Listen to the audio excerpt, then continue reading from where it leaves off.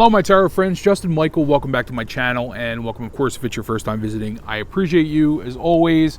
It's been a while since I made a video, 4 weeks to be exact. I do apologize for not announcing the break. It was kind of like an impromptu little hiatus that I took, although it was the summer. I went away on summer vacation.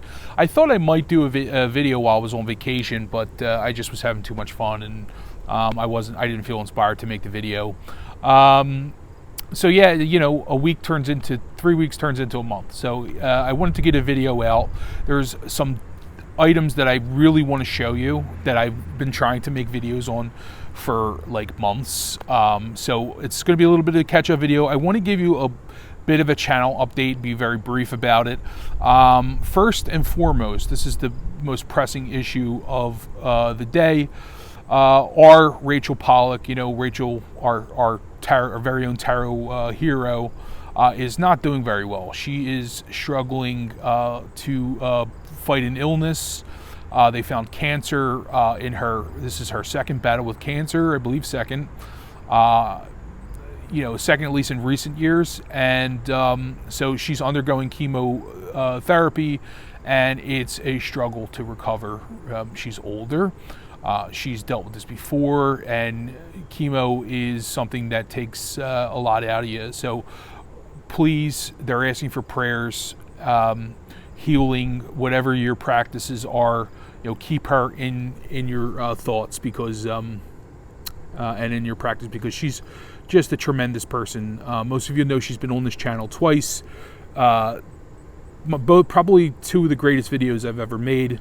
I really was so honored to interview her the first time, and then I was floored the second time because she had asked me if I wanted to do it, because she had released 78 Degrees of Wisdom on Audible, which is a great thing to listen to, by the way. You know, it's like taking a tarot class on the go. So Rachel's struggling, and she needs your prayers, and so, you know, I wanted to put that out there, and just what a great human being she is. So keep her, you know, again, you know, positive vibes and healing energy, whatever you do. The second thing is that, you know, I'm not going to retire the series, so the Titans of Tarot series. I'm not feeling inspired to do it right now. I feel like I've had my say with it. I've interviewed enough people. I don't feel really the need to make many more. I'm not saying I'm retiring it. Like, I'm just going to kind of put it in the freezer for a while and see what happens. And I want to work on some other projects, which I'm going to tell you about. But yeah, so the Titans of Tarot series, I think for now is going to be in the freezer. Although I will be doing some interviews with some other tarot people, some conversations. Like I had Chris Kelly on, for instance, from Elemental Cartomancy, and we talked about, you know, the Trumps, things like that, you know. So I'll be doing a bit of that and some other types of videos. The thing that I want to do, which is I'm excited for, and I'm planning to do this in the fall, is I want to focus on card making, you know, paper crafts. I want to do some videos, show you my method of card making. Initially, I was a bit protective of it because it took me years to figure it out, okay? I mean, like, I spent so much money and time tinkering with the paper that I was like, you know, I'm not very, it's not something that I can easily part with, that information, because it took me a while to figure out.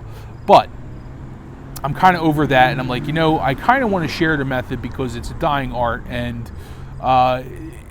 I'm not an engraver. I'm not printing the cards like they were printed in the 17th and 18th century. But the paper, you know, making your own cardstock, to me is in itself kind of an art form. So I want to share that. So I'm going to be making videos on that and see where that goes. If you have any requests, if you have any ideas, put them down below. I'll be happy to hear from you if you're interested. I thought about maybe doing a workshop, a card maker's workshop, you know, to help me pay for the material that I invested in the last 2 years and figuring it out. And I know there are a lot of people who would like to print their own cards at home and things like that. So, you know, just putting it out there, and I might make some box making videos, things like that. So anyway, that's what I'm planning. I think that's as far as my plans for my channel. I'm going to still continue to make tarot videos, show you cool decks.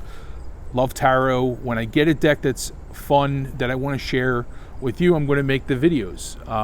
You know what I mean? So I've always been sort of spontaneous on my channel. I don't like to stick to too many things because I kind of like to just go with wherever my interest is at that time. Speaking of which, I have a handful of decks here that I want to show you, but perhaps the most exciting of all those I want to show you first. This is something that I don't have anything else like this. First off, it comes in a handcrafted box. It's a majors only deck, which may turn some of you off, okay? But this is the real deal. Now, Shell David, my friend, the artist at East Tarot, I'll link his information down below, has done a thorough video on these. He's the perfect guy to go through all the particulars, and he did a fantastic job. So watch his video if you want to know more, but I just wanted to show them to you because they're really, really fun. So my friend Mendy told me one day, Mendy and Masha were talking on Facebook Messenger. We have a constant chat going, and she sent the link. She was like, Justin, have you seen these? And she knew I would like them. And as soon as I saw this shop, I was just floored. So this guy is Nicolas Amoroso. It's funny, his name's Nicolas. We were laughing about that too. But Nicolas Amoroso is a French engraver, a wood engraver from France, living in, I believe, Edinburgh. All of his information will be down below, as well as Sheldon's video. I don't own anything like this. This is engraved and printed. Now, it's not the same exact, and like I said, Shell explains all this. It's not the same as the historic process to a T. It's very similar. This is more of like in line with like a Japanese style printing, where what he does is he lays on the colors first and then prints the black lines over it. And it's phenomenal. You can smell the real ink. The paper is not like handmade pasteboard, but it's like a standard printer's board, I guess. A bit on the thick side, but this is a piece of art. And you get this beautiful handmade box. I believe I paid like $80 plus shipping, so it was like maybe around $100, but I am so glad I got this. So, visit the Etsy shop. If it's something that you like, pick it up. There's nothing like this. This is as close as you're going to get to the real deal, in my opinion. It would be nice if it was on like, if you could combine like the traditional paper with this process, it's going to be an exact duplicate of, for the most part, aside from the colors, which, it's probably more practical for him to do it that way. Like, so he uses the blocks to lay on the colors as opposed to doing stenciling. So in the historic way, they would print the blocks, the line work first, the card makers, and then they would use stenciling. Think of stencils that you used in school. They would use stencils to color the lines, and that's sort of a way of mass producing them. This fellow is printing the lines on by hand with other blocks, so it's very, very close. And it's almost an exact copy of Nicolas Convert. He's made a Convert basically. And very, very beautiful. I love the color palette. I was the very first customer. I was customer number 1 because he didn't have any customers, and I don't know how Mendy found it, but I feel so lucky, and thank you, Mendy, for sending it to me. Thanks, Sheldon, for making the video, and Nicholas, of course. If you're interested, all his information is going to be below. This is really exciting. This is, for me, I wish there was more of this. I wish that there were other engravers doing this, printing decks like in the old way. You're going to pay more money, but to me, it's a lost art, and it's just beautiful. It's part of the fabric of my soul, honestly.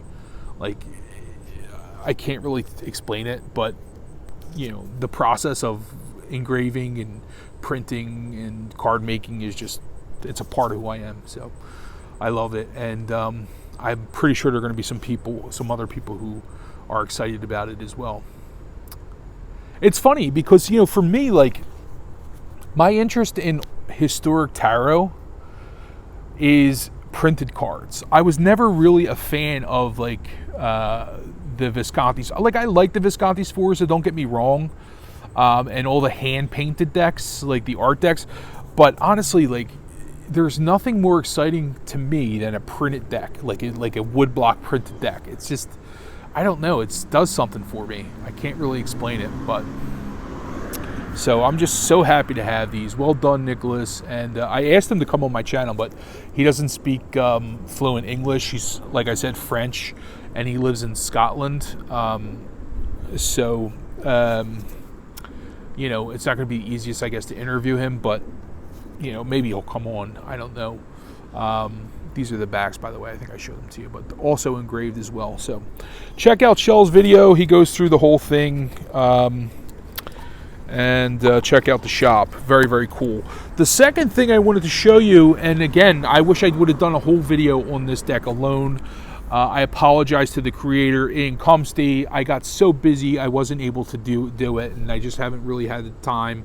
But I thought I can squeeze it in with this, and it would be adequate, you know. I like to support this guy. So Ian is somebody I know from the tarot history forum. You know, he's a tarot historian, pretty much a playing card enthusiast, interested in playing cards and tarot. He's created the what's the name of the deck? It's Pikes and Clovers, and then there's a Pikes and Clover tarot as well. There's a few other decks that he's created. Beautiful. I mean, his work is really, really beautiful. I love it. I mean, I love it. And he has a fascination also for old printed cards as well.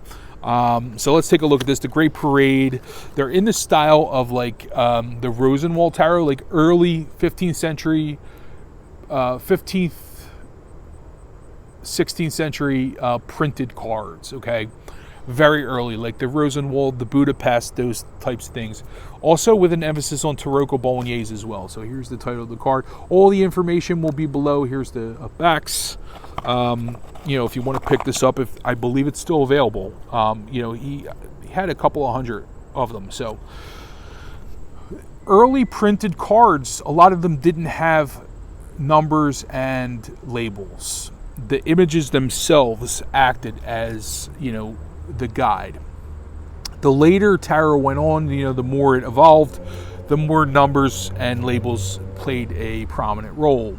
In fact, later cards, like the animal decks and so forth, which with the French suited pips, which sort of replaced the old school tarot, the trumps have become all about the number, meaning that they put, like, images of animals and scenic type trumps where it didn't really matter the character on the trump. It was just all about the number. And to me, that's kind of boring. I like the characters in the original tarot. We have the Pope and the Lover. So, you know, this is a really cool idea. Another good thing about this not having numbers and labels is that if you don't accept Order C, like the Order of the Tarot de Marseille and the Rider-Waite-Smith, for the most part, or both Order C, aside from Strength and Justice. Like, for instance, Strength and Justice. Some people see Strength as 8 or 11 and vice versa. You don't have to worry about it. You can, you know, there's no numbers. So if you know the order of the trumps that you like, you can use this deck with no problem. I read with this a lot. I love it. I took it with me on vacation. And it's also playing card size, so it's really, really nice. So well done, Ian. He's another guy I'd love to have on my channel for a chat, but he's not really into that kind of thing, which is understandable. And I wanted to talk about this deck and, of course, tarot history, but, you know, who knows? Maybe we'll change his mind at some point. But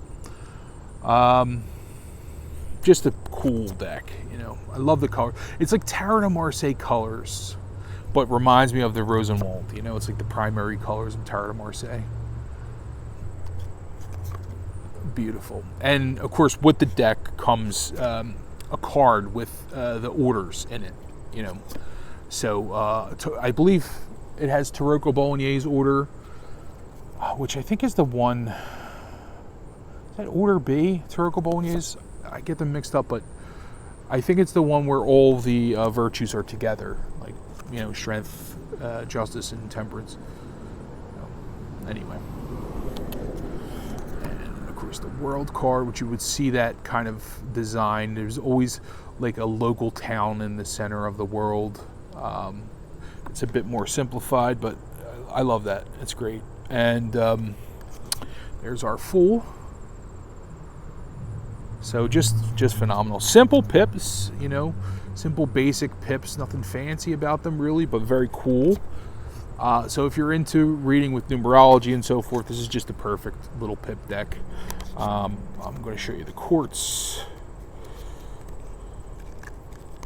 So in the long suits you have male pages, but in the round suits you have females. I'm going to show you once we get to coins or cups. And there's the Knight.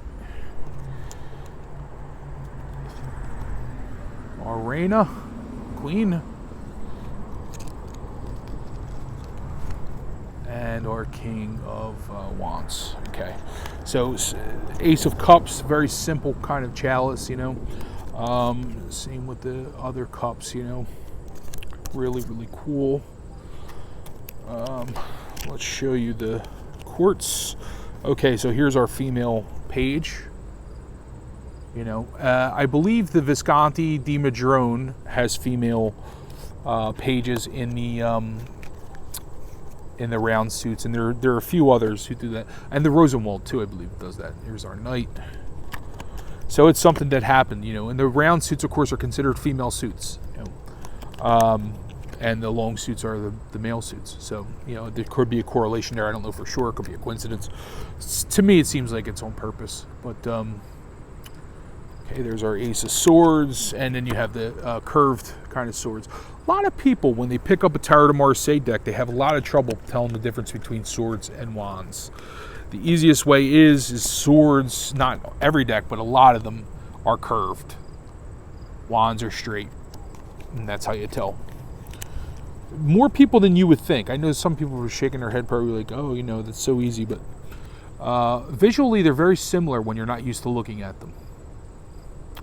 Okay, there's a male page, and then a Knight, Queen, and King. Love that Ace of coin, and like I said, simple pips. The coins are very reminiscent of Tarot de Marseille, at least in terms of the color, and also I think Rosenwald too. Like in that, you know, that kind of coin, just really cool. You know, really, it's the only kind of coin you see, except when you look at like Minchiati and some of the Italian decks had the faces on the coins. You know, which I like too, but you don't see it that often. So, and yeah, just to point out again, there's the female page on the coins, Queen. And King. Okay, so that's the Great Parade by Ian Cumpstey. Again, all that information will be below. I'm excited for this deck. I'm sorry it took me so long to get this on video. I was so excited about this deck, and I use it all the time. I'm just getting around to showing it. So anyway, again, all that info will be below. Okay, there's a couple decks here I want to show you. And I'm going to kind of make it quick because I want to keep my video kind of short. I'm already at 20 minutes almost. This is a Rider-Waite-Smith style deck, okay? And I got really excited about this. So apparently Alexander Rey is I've seen his Lenormand around. He's a Russian psychologist, I believe, or has an interest in psychologists or a therapist or something. I don't know too much about him, but he's done these really beautiful Lenormands, which I don't own any of, but I saw that he did a tarot, and I saw a walkthrough of this on somebody else's channel a while back, and she compared it to the Vachetta, which I thought was interesting because it does look a little like the Vachetta, and you'll see in a minute, but not exactly, but a little. Anyway, so it's only available in Russian. There's no English version that I know of.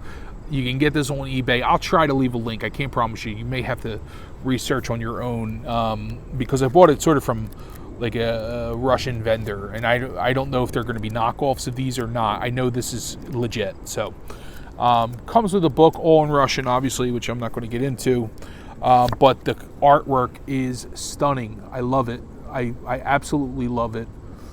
These are the backs. It has like an antique kind of look to it. I have not read with this deck at all yet, but I've held it in my hand and looked at these images numerous times, and I just love them. It's very occult, also has a lot of like kind of religious symbolism in there, but also has a classic feel to it. So it's kind of like a cross between classic and occult, very much like the Vachetta. I mean, you know, the Vachetta is one of those decks, I don't know the date on that, but it may be one of the earliest decks that I know of that has Hierophant instead of Pope. So it's occult inspired, you know, that deck. But I don't know that to be true. I don't know too much about that. Anyway, there's the Ice Cream Man. So got a little music here for my walkthrough. Beautiful Lovers card.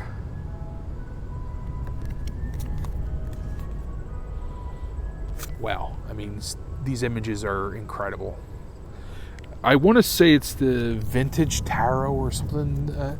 I can't read in Cyrillic, so I don't know what it's called, but you know, very beautiful. And Alexander Rey is the creator. So if you're interested in this, it is available on eBay. I do know that in the United States. Not sure about Europe, but just phenomenal.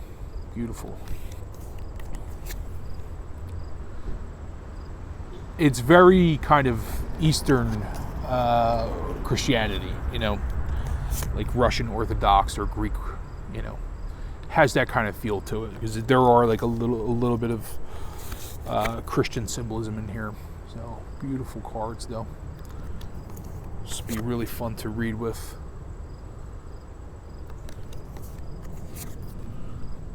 Here's our Devil, the Tower,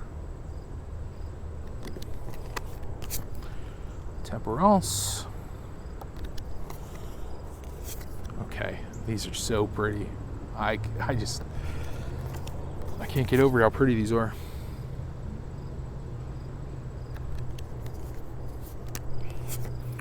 Cool imagery too. Okay, and here is the world. I'm going to show you some of the pips because we do have fully illustrated pips. Sort of in the style of Rider-Waite-Smith, but not exactly all the way. Very cool ace of wands. You know, that little flowering there, a little growth. Very RWS there. But, just beautiful. You know, I'm not going to show you all of the cards. I just want to give you a nice little kind of syllabus of them.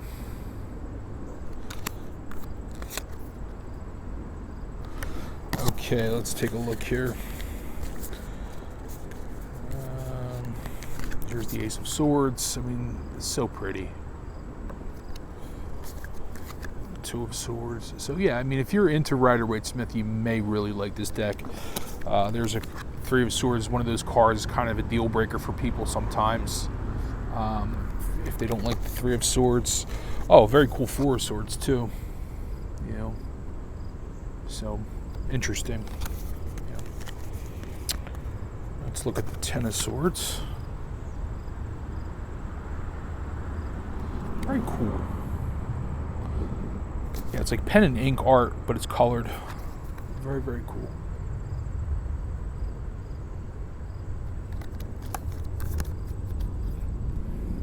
It kind of resembles the it looks pen and ink to me. You know, I'm not like an art expert, but it kind of reminds me of like the copper-plated printed tarots, you know, like the Soprafina or something like that. Has very fine lines with like those deep shadows, something like the Mitelli or something. You know, it's very, very pretty.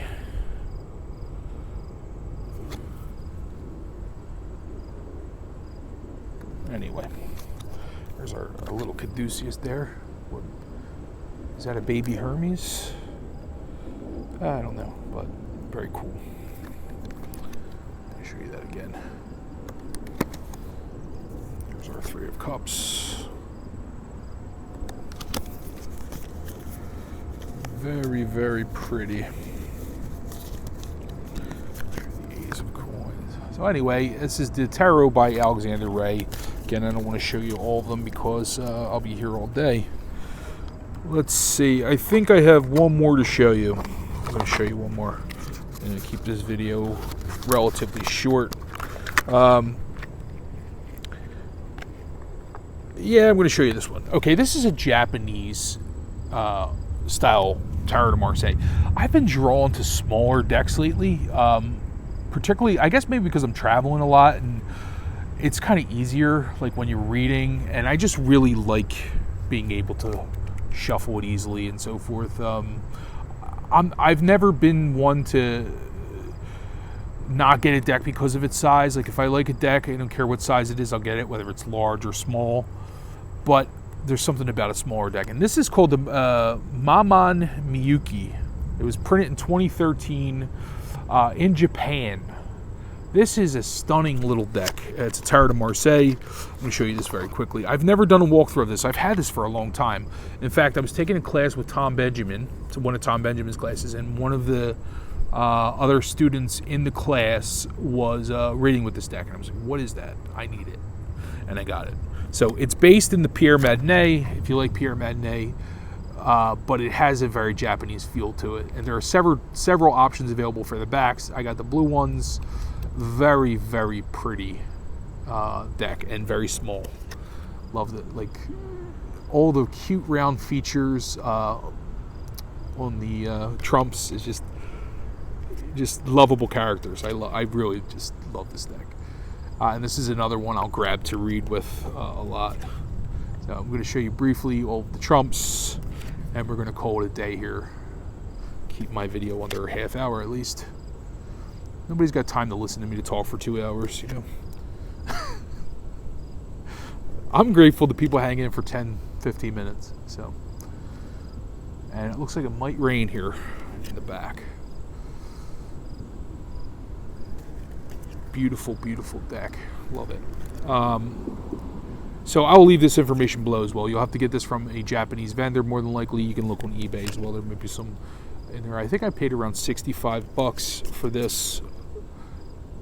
And it's an absolute classic, you know. So, Maman Miyuki, if I'm pronouncing that correctly. I probably butchered the name, but you get the drift. Oh, I love that. Love that little sun. So, and the pips are just, you know, I'm gonna. Well, I might as well show you Judgment in the World. Anyway. It's got a very kind of like a watercolor feel to it, or like penciled colors. It's very muted colors, but very pretty, very soft. You know, court cards are very, very cute, and standard Tarot de Marseille pips. You know. So I'm not going to show you all of those, but love the court cards. I'll show you the Two of Cups. Very, very pretty. So anyway, I'm going to leave all that info below, and if you're interested or have any questions about any of these, any comments, please leave them below. Really great to make a video finally after a month, the dog days of summer. So looking forward to the fall, making some more content. And again, like if you have any comments or questions, whatever, please feel free and reach out. And until next time, everybody, love and peace. Bye-bye.